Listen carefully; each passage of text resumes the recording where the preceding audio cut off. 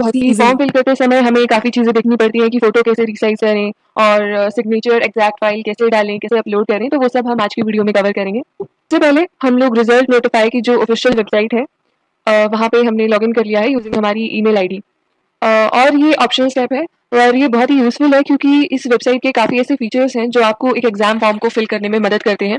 B it आपके सारे documents को एक जगह स्टोर करना, आपको बताना कि कौन सी नई वैकेंसीज आई हैं, क्या अपडेट है उस जॉब के रिगार्डिंग।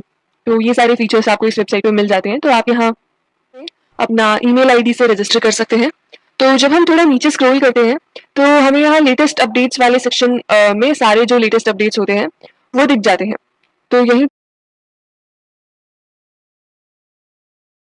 थोड़ा नीचे स्क्रॉल करने पे हमें दिख रहा है bank of Baroda LBO recruitment 2026 notification out for 2482 post.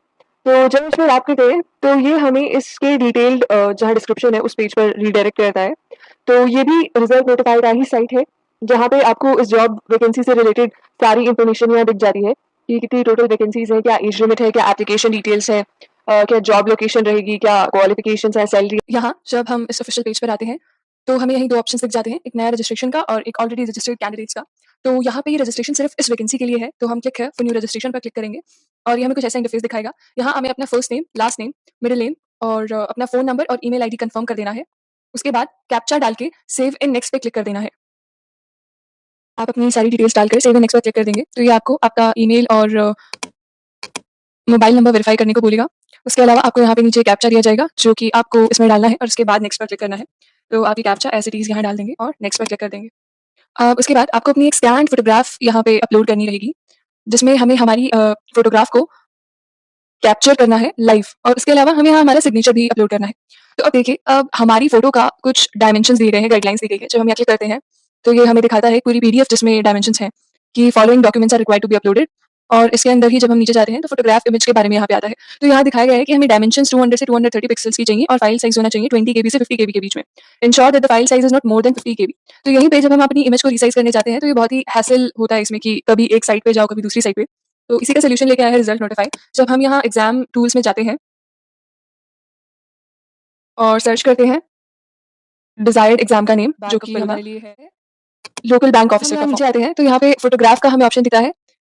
तो हम फ़ोटोग्राफ वाले पार्ट में जाएँगे और जब आप यहाँ देखेंगे कि 200 से 230 और 20 से 50 ये एग्ज़ैक्ट फाइल साइज़ है जो हमारे एग्ज़ाम में रिक्वायर्ड है।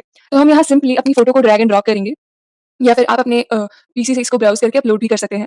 फॉर एग्ज़ाम्पल मैंने यहाँ पे एक फ़ोटो अपलोड कर दिया है फॉर द सैंपल और अब यहाँ मुझे सिर्फ रीसाइज़ इमेज पर क्लिक करना है क्योंकि यहाँ file size, file resolution, file format सब ऑटोमैटिकली प्रीसेट है। तो जब यहाँ पे मैंने क्लिक किया तो मेरी इमेज कुछ ही सेकंड्स में प्रोसेस हो जाती है और फिर मैं यहाँ डाउनलोड रिजल्ट पर क्लिक कर सकती हूँ। उसके बाद जब हम वापस अपने रिक्रूटमेंट पेज पे जाते हैं और ब्राउज़ करते हैं इमेज अपलोड करने के लिए, साइज़ एडजस्ट नहीं करना पड़ा। वरना मोस्ट ऑफ द टाइम्स क्या होता है कि हम इमेज तो रीसाइज़ कर लेते हैं, लेकिन उसका फाइल साइज़ कम या ज़्यादा होता है या फिर हमें फ़ोटो को रीनेम करना होता है। तो वो सब की दिक्कत यहाँ नहीं आई। तो हमारे यहाँ पे फ़ोटोग्राफ लाइव फ़ोटोग्राफ कैप्चर होने के बाद, अपना फ़ोटोग्राफ अपलोड करने के बाद और सिग्नेचर अपलोड करने के बाद हम क्लिक करेंगे नेक्स्ट पे। तो जब हमारा फ़ोटो और सिग्नेचर कंप्लीट हो जाता है, तो you have to select the state जहाँ आप अप्लाई कर रहे हैं जॉब के लिए इन गिवन स्टेट्स में से। उसके बाद आपको अपनी लोकल लैंग्वेज सेलेक्ट करनी होती है। If you are proficient in reading और writing speaking the language of that state, तो यहाँ पे आपको ये सेलेक्ट करना है। उसके बाद क्या आपके पास 10th और 12th की मार्कशीट एविडेंस है, तो आपको यहाँ पे येस क्लिक करना है अगर आपने उसी सेम लैंग्वेज में पढ़ाई की है तो। यहाँ पे आपको अपनी कैटेगरी सेलेक्ट करनी है। उसके बाद अगर आप अ पर्सन विद डिसेबिलिटी है तो येस या नो। उसके बाद आपको बाकी सब भी इसमें डिटेल डिस्क्रिप्शन देना होगा इफ आप इस पे येस क्लिक करते हैं तो। क्या आपको कंपनसेटरी टाइम चाहिए होगा at the time of examination.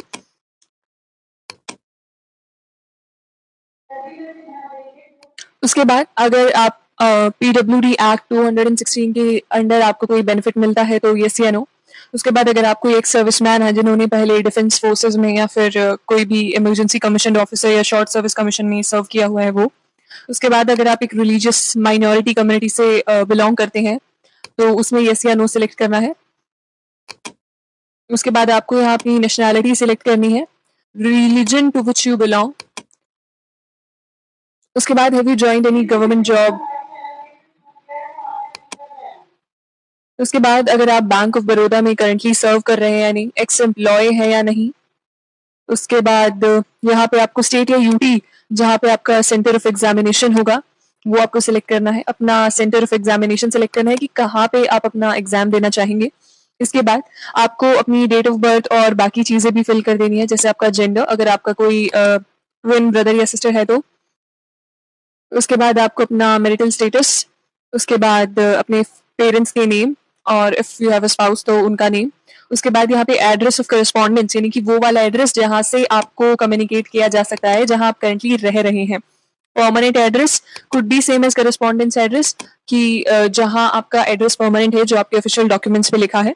उसके बाद आपको एक एप्लीकेशन फी पे करनी है, अमाउंट ऑफ 175, और ये आपको जस्ट इंटीमेशन चार्जेस हैं। उसके बाद आप क्लिक करेंगे, ये सारा डिटेल भरने के बाद जो भी है, उसके बाद आप क्लिक करेंगे validate your details and save and next. के बाद आपको यहाँ पे एक्सपीरियंस के बारे में डिटेल डिस्क्रिप्शन देना होगा कि किस बैंक में था, क्या डिजिग्नेशन पे आप काम कर रहे थे, किस तारीख से किस तारीख पे आपने काम किया है, क्या आपकी ड्यूटी थी, आपने क्यों वो जॉब छोड़ा, और टोटल एक्सपीरियंस आपका मंथ्स में।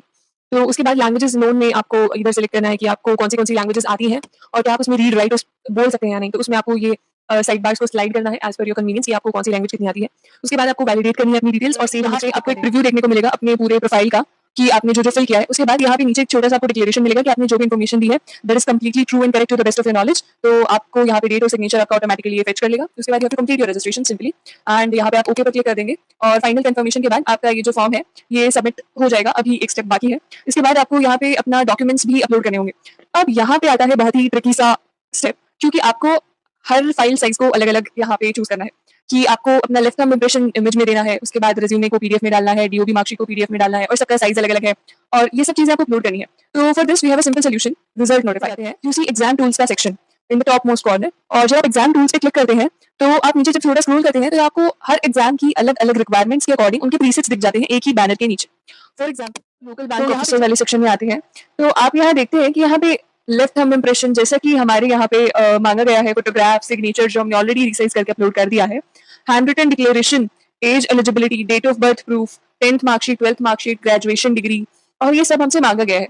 तो यहाँ हम सिंपली हमारे टूल्स को यूज करके उसे रिसाइज कर सकते हैं। फॉर एग्जाम्पल हम अपना लेफ्ट थंब इंप्रेशन को, हमें सिंपली यहाँ पे इमेज को ड्रैग एंड ड्रॉप, जो भी हम अपने मोबाइल फोन से एक थंब इंप्रेशन को शीट पर लगाकर जब उसकी फोटो क्लिक करेंगे, तो सिंपली आपको फोटो यहाँ ड्रॉप करनी है। अभी सैंपल के लिए फॉर एग्जांपल मैंने कोई भी फोटो अपलोड कर दिया है। अब यहाँ पे देखिए थंब इंप्रेशंस के लिए डायमेंशंस और फाइल साइज और फॉर्मेट दिया गया है। यहाँ पे इसमें नीचे लिखा है कि थंब इंप्रेशन सिर्फ जेपीजी और जेपीईजी फाइल में अलाउड है।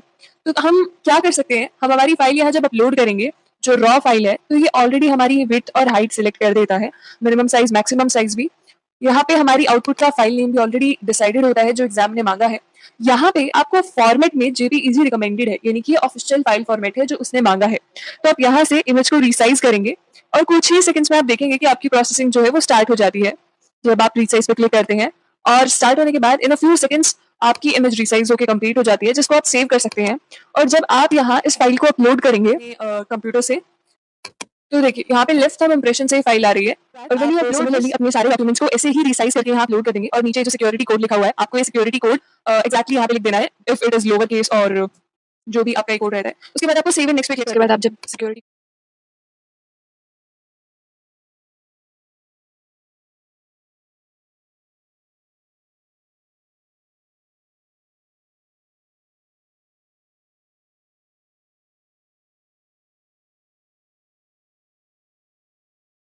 कोड सबमिट करेंगे तो ये प्रोसीड करेगा आपको पेमेंट की तरफ, एंड फिर आपको रिडायरेक्ट किया जाएगा एक पेमेंट गेटवे पे। यहाँ पे आप यूपीआई चाहे तो यूपीआई भी कर सकते हैं। शो क्यूआर पर जब आप क्लिक करेंगे और जब आप इस क्यूआर कोड को स्कैन करेंगे, then you will pay for the application fees.